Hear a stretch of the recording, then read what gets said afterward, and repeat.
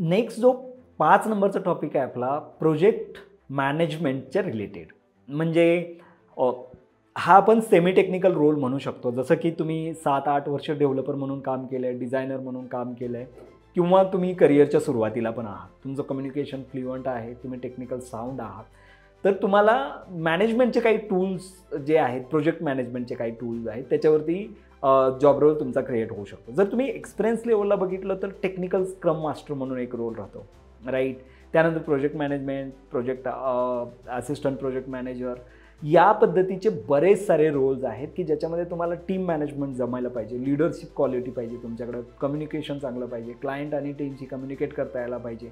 जे critical problems आहेत team आणि क्लायंट याच्यामधले प्रॉब्लेम्स तुम्हाला सॉल्व करता यायला पाहिजे.